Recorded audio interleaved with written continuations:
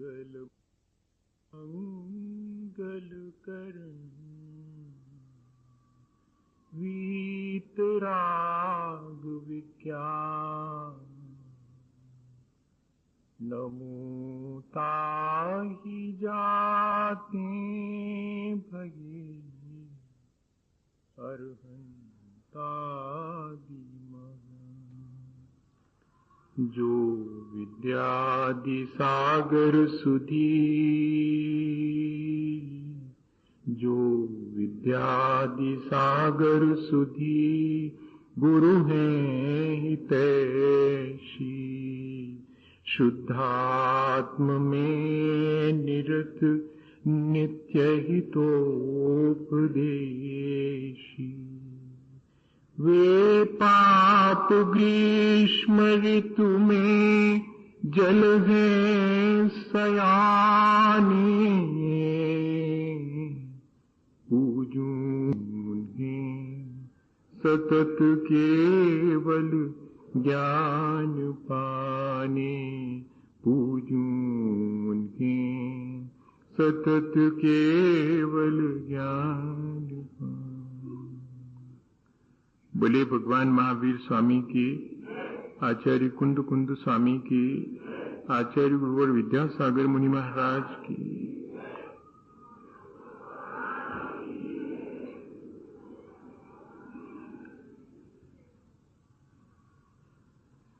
हम सभी एक बात बहुत अच्छी तरह से पिछले दिनों समझ गए हैं कि हम यहाँ निरंतर नए नए कर्म करते हैं और अपने किए कर्मों का फल भी चखते हैं, ये नए कर्म का संचय भी करते हैं। संसार में कोई भी ऐसा नहीं है देह को धारण करने वाला जिसे कि कर्म का बंधन न हो, चाहे साधु हो या कि एक सामान्य गृहस्थ हो, सभी के जीवन में कर्म बंधन निरंतर चलता रहता है। हम जब चाहें कि अब हमें कर्म नहीं बांधना है तो हमारे चाहने से कर्म का बंधन रुक नहीं सकता। ठीक ऐसे ही जैसे कि एक बार किसी से कर्ज ले लिया, उधार ले लिया, तो अब चाहे दिन हो और चाहे रात हो, उसका ब्याज निरंतर बढ़ता ही जाएगा। हम चाह करके भी उसको रोक नहीं सकते। ठीक ऐसे ही यह कर्म की प्रक्रिया निरंतर चलती रहती है। जैसे बेटा स्कूल से लौट के आता है और जल्दी से बस्ता रख के और खेलने के लिए दौड़ लगाता है, तो मां पकड़ लेती है, खाना खा के जाओ फिर बाद में खेलना। उसको तो खेल की लगी हुई है, वो कहता नहीं खाना खाना, तो फिर सुनो दूध पी के जाओ। उसको खेल खेलना है, उसको कहां दूध पीने की फुर्सत है, दूध भी नहीं पीना, तो फिर कान पकड़ लेती है कि तुम खेलने जाओ, मैं मना नहीं करती, लेकिन दो में से एक कुछ करना पड़ेगा, या तो खाना खा के जाओ या कि कुछ दूध पी के जाओ। दो तुम्हें लेना हो वो लेकर के जाओ, लेकिन बिना उसके तो नहीं जाने नहीं। कर्म बंध की प्रक्रिया भी ऐसी ही है, करना तो पड़ेगा, या तो खाना खा के जाओ और या कि दूध पी के जाओ, या तो शुभ कर्म बंधेंगे या कि अशुभ कर्म बंधेंगे, दो में से कोई एक तो बांध नहीं पड़े। कर्म ना बंधे ये तो बहुत मुश्किल है। जब तक देह धारण करी है तब तक तो कर्मों के बंधन से मुक्ति इतनी आसान नहीं है, पर इतनी चॉइस हमारी है कि हमें शुभ बांधना है कि अशुभ बांधना है, ये हमारी चॉइस है और हमें इसका लाभ उठाना चाहिए। जब कर्म बांधना ही है, हम कुछ ना कुछ कर्म करते हैं जिससे कि हमारे जैसे परिणाम बनते हैं वैसे नए कर्म हमारे अंदर संचित होते हैं। जब ये क्रिया निरंतर चल ही रही है तो फिर अब मेरा अपना कौशल है, मेरी अपनी दक्षता है, मेरी अपनी आर्ट है, मेरी अपनी टेक्नोलॉजी है कि मैं इसमें से क्या चाहता हूं, मेरी चॉइस क्या है। मैं शुभ को चाहता हूं कि अशुभ को चाहता हूं। मैं जिसे चाहूं वैसा बांध सकता हूं। और भैया, कर्म बंध की प्रक्रिया को जीतने का यही उपाय है। मैं मनुष्य हूं तो यदि देव नहीं बन पाता हूं तो कम से कम ऐसा तो करूं कि मनुष्य ही रहा हूं, ऐसा तो ना करूं जिससे कि मैं पशुता पर उतर जाऊं। ये तो मेरा विवेक है। तो मुझे अगर कर्म बांधने ही है तो ऐसे बांधूं जिससे कि देवत्व को प्राप्त करूं, ऐसे बांधूं कि कम से कम अपने भीतर की मनुष्यता तो बरकरार रही आए। ऐसे खोटे कर्म तो नहीं बांधूं जिससे कि मुझे पशुता की तरफ या कि नरक की तरफ उतरना पड़े। बस ये हमें अब अपने कर्मों को जीतने के लिए प्रक्रिया करनी है। संसार के घात प्रतिघात से बचने का नाम यही है कि संसार के जो घात प्रतिघात हैं वे मुझे निरंतर अशुभ में ले जाते हैं। मैं संसार के घात प्रतिघात से बच के परोपकार में लग जाऊं। कर्मों को जीतने का तीसरा उपाय ये हमारे हाथ में। पहला उपाय कल हमने विचार किया था, 2 उपायों पर हमने विचार किया था कि बाह्य वातावरण से जितनी जल्दी हो सके सामंजस्य बिठा लेना चाहिए, कॉम्प्रोमाइज और एडजस्टमेंट करके आगे बढ़ जाना चाहिए। कौन पड़े झगड़े में। मैं सबकी सब बातें चुपचाप मान लेता हूं। लोग कहते हैं सब बातें चुपचाप मानते जाना कमजोरी है, तो मैं उनकी ये बात भी मान लेता हूं। क्या करूं, मैं कमजोर हूं, मेरे से व्यर्थ लड़ा नहीं जाता। ये एक बार हमारे जीवन का हम सूत्र बना लेवे, ऐसी कमजोरी हमें स्वीकार है। कम से कम व्यर्थ के घात प्रतिघात से तो बच जाएंगे। तो पहला उपाय कर्मों को जीतने का यही था। और दूसरा उपाय था कि मेरी प्रतिक्रिया से बच तो पाता नहीं हूं, प्रतिक्रिया तो करनी ही पड़ती है संसार में, लेकिन मेरी प्रतिक्रिया कम से कम हो और जितनी भी हो वो सब पॉजिटिव हो, सकारात्मक हो, रचनात्मक हो, कंस्ट्रक्टिव हो, किसी का उससे हानि ना हो। मैं प्रतिक्रिया इस तरह की करूं। और तीसरी कर्मों को जीतने की प्रक्रिया है कि मैं देखूं कि मेरे कर्मों की जिम्मेदारी तो है, पर उसमें से शुभ को चुनना है कि अशुभ को। तो दिन भर में ज्यादा से ज्यादा मैं शुभ कर्मों को चुनूं, जो मुझे करना है वो शुभ ही करूं और अशुभ से बचूं। संसार के घात प्रतिघात में तो सिर्फ अशुभ की तरफ ही बढ़ना होता है। उसको जरा अपन समझेंगे कि क्या है संसार का घात और प्रतिघात।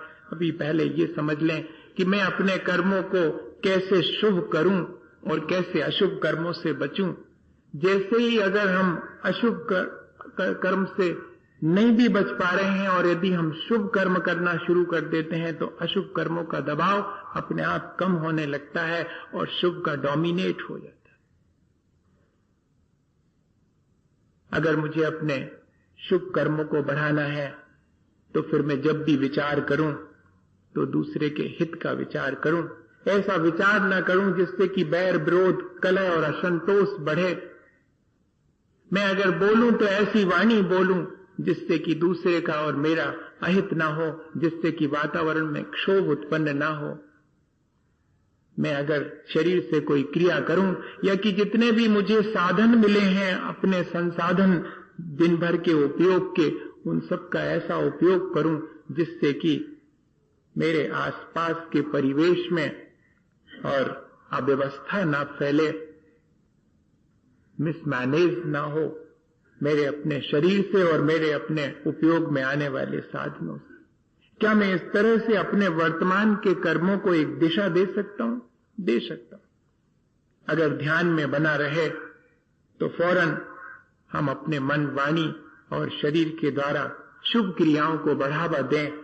शुभ क्रियाओं को बढ़ावा देने से अशुभ का दबाव हमारे ऊपर से कम होता चला जाता है। अगर किसी बच्चे की संगति खोटी हो जाती है तो हम क्या उपाय करते हैं?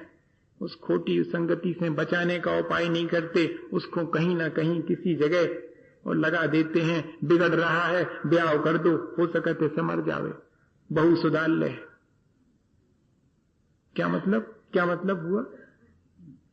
अशुभ से बचाने का एक ही उपाय है कि मैं उसको कहीं शुभ में लगा दूं, मैं उसको कहीं एंगेज कर दूं। भैया ऐसे ही जुगत अपने भीतर भी करनी पड़ेगी। अपने मन की कुटेव को सुधारने का यही उपाय है।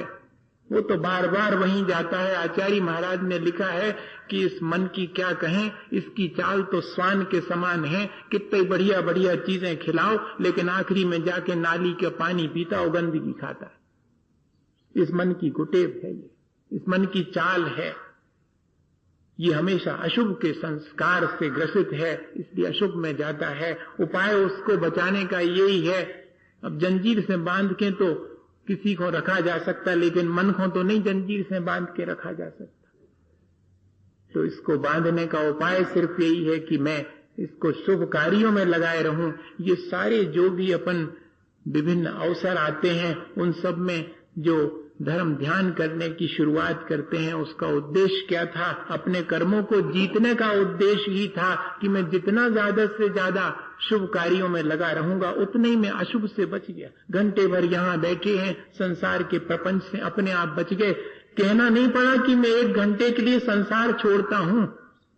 कह के आए क्या? कोई नहीं कह के आया होगा कंपाउंड के भीतर, मैं तो घंटे भर प्रवचन सुनने जा रहा हूं।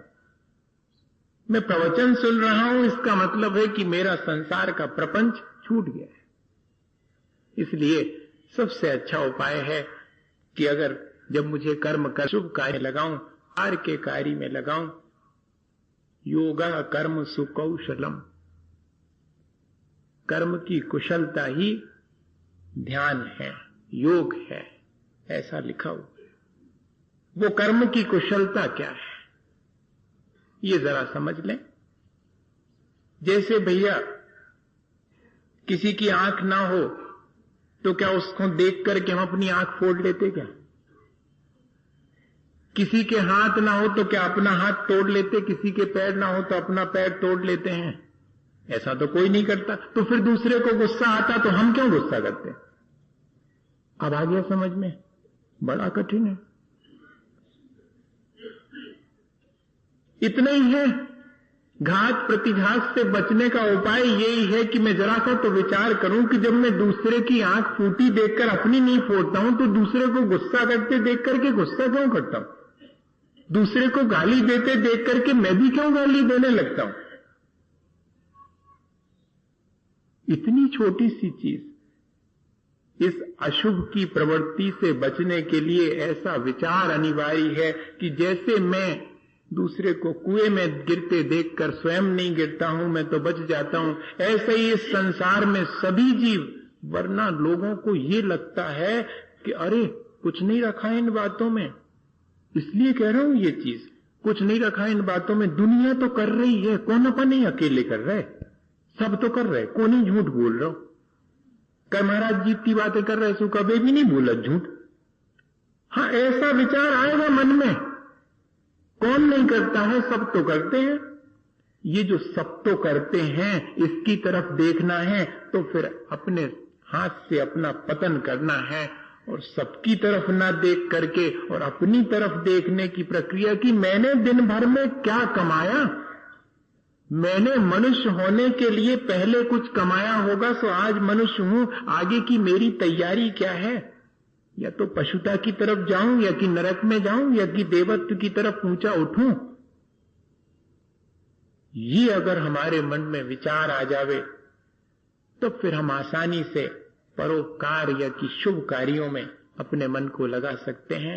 दूसरी चीज, क्या होता है परोपकार करने से और शुभ कार्य करने से? एक बार तो गलती कर ली और फिर उसके बाद में कुछ प्रायश्चित इत्यादि करने से होगा क्या? बहुत कुछ होता है। सांसारिक कार्यों में लगा हुआ व्यक्ति अपने पूर्व संचित कर्मों का दुरुपयोग करके आगामी जीवन के लिए और पाप कार्यों को कमाता है, और परमार्थ के कार्यों में लगा हुआ, परोपकारी के कार्यों में लगा हुआ व्यक्ति अपने पूर्व संचित कर्मों को, जो शुभ हैं, उनको बढ़ा लेता है और अशुभ कर्मों को घटा लेता है। दोनों ही कर रहे हैं कार्य। एक सांसारिक कार्य में लगा, कार्य तो किसी का नहीं रुका है।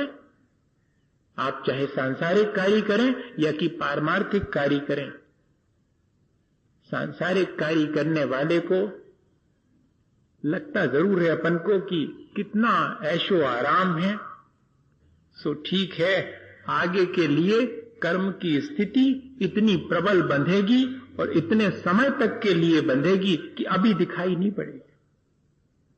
अभी तो जो व्यक्ति बेईमानी कर रहा है फलता फूलता नजर आता है, इसके मायने ये नहीं है कि ये बेईमानी का फल है, ये किसी पुरानी ईमानदारी का फल है।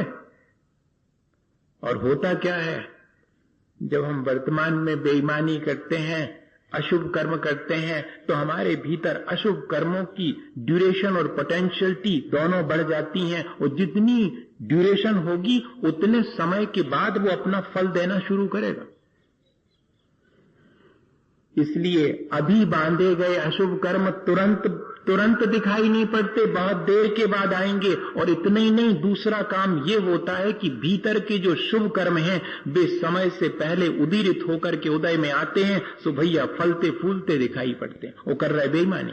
और एक आदमी जो कि बिल्कुल ईमानदारी से जीवन जी रहा है, उसके शुभ कर्मों को बहुत डोमिनेट वो बांध रहा है, वो देर से उदय में आएंगे, अभी शुभ उदय में नहीं आ रहा। लेकिन जो पड़े हुए अशुभ हैं उनकी उदीरना होकर समय से पहले आकर के खिल रहे हैं, सो तकलीफ में दिखाई पड़ रहा है ईमानदार आदमी जब भी तकलीफ में दिखाई पड़े तो समझना ये तो अब इसने तो अपना हिसाब चुकता करना शुरू कर दिया। और बेईमान आदमी फलता फूलता दिखाई पड़े तो समझ लेना कि संसार बढ़ रहा है, भगवान रुष्ट है और पर प्रायश्चित दे रहा है। भोग विलास की सामग्री फैला करके इसको संसार में भटका रहा है और इसकी भोग विलास की सामग्री छीन ली। अब इसका संसार अल्प रह गया, लगता यही है। ये प्रक्रिया है। जब भी हम इस बात का विचार करें शुभ और अशुभ का, और वर्तमान को देख करके उससे मिलान करें, तो ध्यान रखना शुभ का फल शुभ ही है, अशुभ का फल कभी शुभ नहीं हो सकता और कभी शुभ का फल अशुभ भी नहीं हो सकता। ये चीज हमारे मन में हमेशा ध्यान में रहे और हम शुभ की तरफ आगे बढ़ते चले जाएं।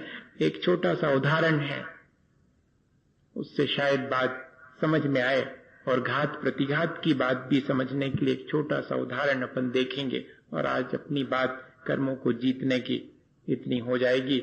कल तो सामान्य से विषय पर अपन चर्चा करेंगे और फिर इसको फिर कंटिन्यू करेंगे इस प्रक्रिया को। एक दिन का गैप भी होना चाहिए, 5-6 दिन से लगातार जो है एक दिन का गैप, मतलब कल किसी जनरल उस पर बैठेंगे अपन, कल अपन संडे एंजॉय करेंगे संडे का। नहीं तो इतने थक गए, वो कह रहे थे कि आप इतनी कठिन कठिन बात बताते चले जा रहे हैं और हम तो बहुत मुश्किल में पड़ गए।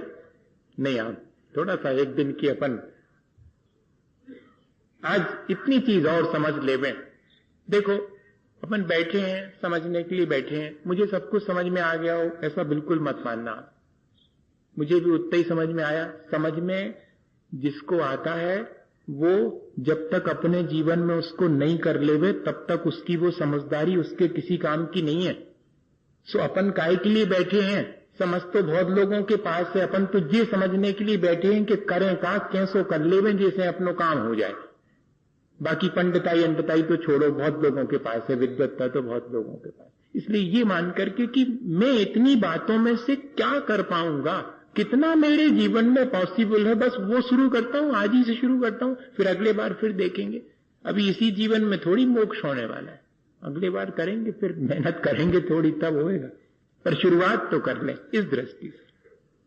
क्या हुआ, एक भविष्यवाणी हुई कि ये जो राजा का बेटा है तो बड़ा पुण्यात्मा, इसलिए इसको जो है राज सिंहासन मिलेगा।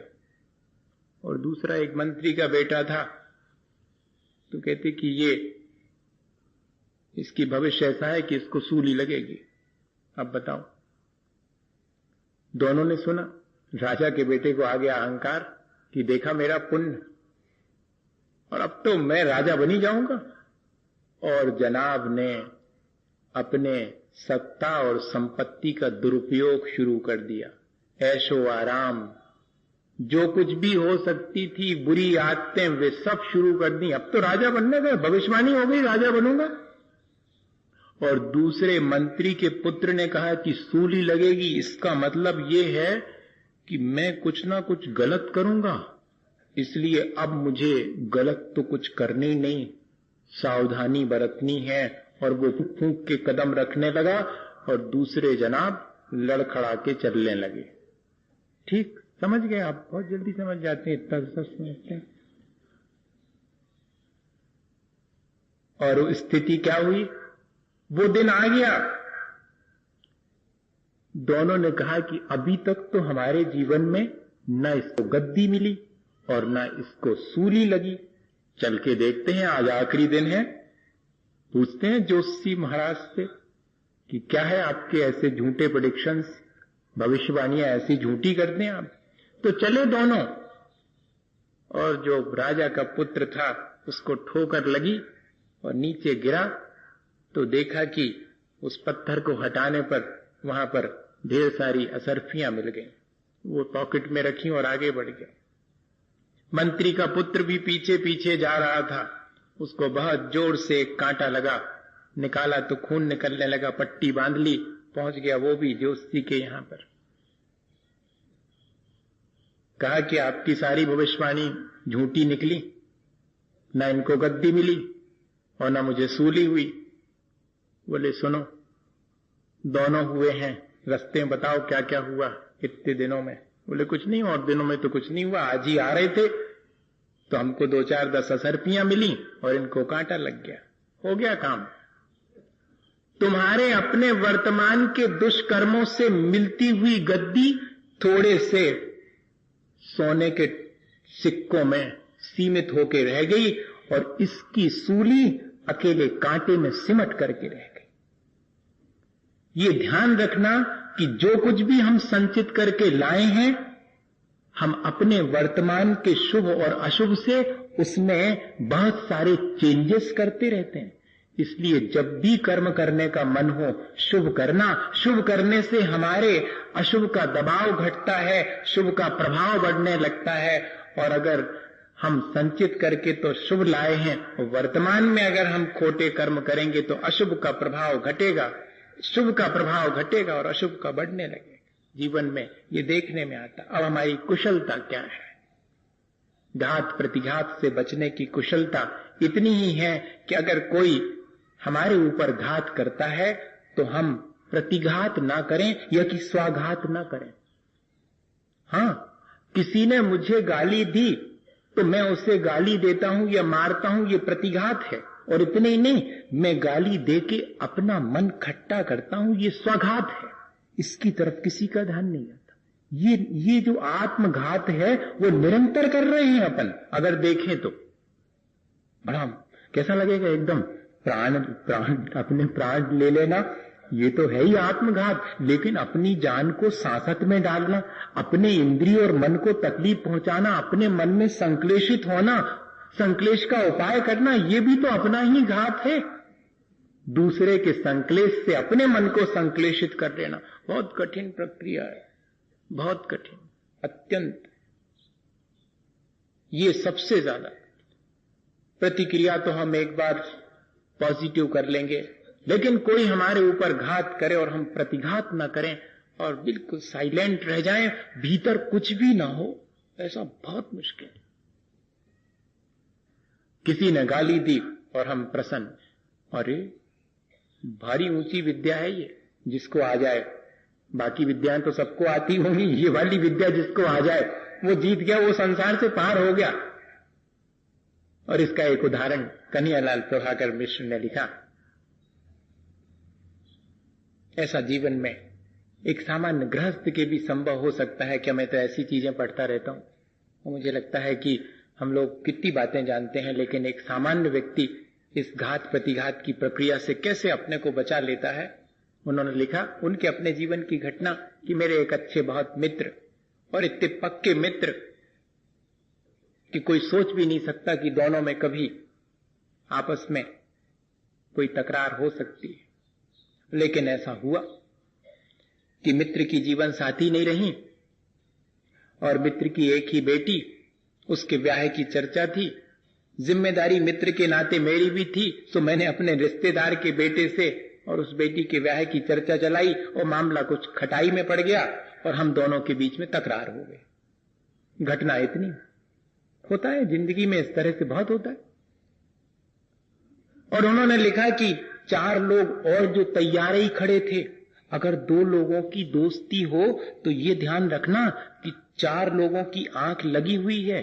महिमा मृगी कौन सुकृत की विषखण खल विदवाची। महिमा और मृगी दोनों सावधान रहें। जंगल में घूमती हुई हिरनी हमेशा ध्यान रखे कि शिकारी का बाण उसका पीछा कर रहा है, और जो सुकृत कर रहा है, जो पुण्यकारी कर रहा है, वो हमेशा ध्यान रखे कि 4 खल लोगों की आंख उसके ऊपर लगी है। ये ध्यान रखना, ये संसार है। तो बोले कि वो 4 लोग पता नहीं क्या इसी का इंतजार कर रहे थे कि इन दोनों में जरा तकरार तो हो, फिर इनकी लड़ाई का मजा ले। ये इनकी दोस्ती बड़ी छनती है। हाँ, ऐसे भी है, ऐसा भी है। यही है संसार का घात प्रतिघात, इसमें हम सब शामिल हैं। और उन 4 लोगों ने बोले हमारे मित्र को ऐसा समझा बुझा दिया कि हमारे मित्र ने हमारे ऊपर काहे का कि हमारी जीवन साथी की धरोहर ये खा गए, ऐसा दीवानी मुकदमा लगा दिया। अब बोले मुझे थोड़े तो पहले गुस्सा आई अपने मित्र पर कि इतनी वर्षों की मित्रता और एक क्षण के अंदर ये हो गया। और फिर उसके बाद हंसी आई कि अब मैंने कोई धरोहर खाई हो तो खाई, मैंने तो खाई ही नहीं, और ये व्यर्थ ही मेरे ऊपर एक देखेंगे, निपटेंगे, जो होगा देखेंगे। पर है तो मेरा मित्र। ये बात अभी भी मन से नहीं गई थी। सामने वाले के मन से चली गई हो तो चली गई, उसके मन से भी नहीं गई थी। वो तो बीच में कुछ ऐसी स्थिति बन गई। और कहते हैं कन्हैयालाल मिश्र ने कि मैं रास्ते से चला जाता था और उतने में वो मित्र जिनसे कि बहुत दिन से मिलना ही नहीं हो रहा था, आमना सामने नहीं हो रहा था, दूरी धीरे धीरे बढ़ती जा रही थी, वो सामने से आते दिखाई पड़े। सो मुझे देख लिया उनने, सो बच कर निकलने लगे। बोले मैं तो बच के जाने वाला था नहीं। मैं सामने पहुंच गया और कंधे पे हाथ रखा कि अरे मैं तो सोचा कि जब अपन ने दोस्ती निभाई है तो अब दुश्मनी भी जम के निभाएंगे। देखना शब्दों का, मैं तो सोच रहा था कि दोस्ती इतनी जम के निभाई है तो दुश्मनी भी जम के निभाएंगे। अभी तो तुमने मुकदमे की शुरुआत ही की है, अभी से क्यों बच करके भाग रहे हो? हम तो ये सोच रहे थे कि अच्छे जम के मुकदमा भी लड़ेंगे, और जिस मान लो तुम्हें जेल हो गई तो तुम्हारा और तुम्हारी बेटी का दोस्ती के नाते हम ध्यान रखेंगे, और अगर हमें जेल हो गई तो जब हम जेल से छूटे तो सबसे पहले दोस्ती के नाते तुम ही मिलो। अब देखो ये विचारों की श्रेष्ठता देखो, ये घात प्रतिघात से बचने की प्रक्रिया देखें आप, बहुत सांसारिक प्रक्रिया। कहते हैं इतना सुनते ही वे मित्र हाथ पकड़ लिया उनने, कहने घर चलो, यहां नहीं, रास्ते में नहीं। वो बोले हमें घर ले गए, और घर ले जा करके बिठा करके, और मेरे मना करते करते भी वो मेरे पैरों पर सिर रख करके फूट फूट के रोए। और उस दिन का दिन है कि आज का दिन कि कहां का मुकदमा और कहां की दुश्मनी, फिर से ज्यों के त्यों दोनों जन बड़े प्रेम से अपना जीवन जीते हैं। भैया संसार में कर्म अगर करना है तो कर्म कैसे करना है, इसकी कुशलता अगर हमें आवे तो हम कर्मों से मुक्त हो सकते हैं। हम अशुभ कर्मों से बचें और जितना बन सके उतना शुभ कर्म परोपकारी कार्य करें। अगर कोई हमारे प्रति भार भी करे तब भी हमारी सज्जनता है कि हम उसके प्रति सद्भावना और सद्व्यवहार अपना बनाए रखें, तो जीत हमारी है। वरना तो यहाँ सब हारे हुए हैं और हमेशा से अपने कर्मों से हारते आए हैं। एक मौका तो अपने जीवन में ऐसा भी लेना चाहिए कि अब हम नहीं हारें, कर्म हमसे हार जावें। हम ऐसे कर्म करें कि अपने किए हुए पुराने कर्मों को हम हरा दें और अपने आप की जीत हासिल कर लें। ऐसी स्वतंत्रता हमारी है कि हम कर्म करने में भले ही स्वतंत्र ना हो, लेकिन कर्मों को कैसे करना है, भले करना है कि बुरे करना है, इसमें तो हमारी अपनी स्वतंत्रता है। इसी भावना के साथ कि हम कर्मों को जीतने की इस प्रक्रिया को अपने जीवन में जितनी बनेगी उतनी करेंगे। बोलिए आचार्य गुरुवर विद्यासागर मुनि महाराज की।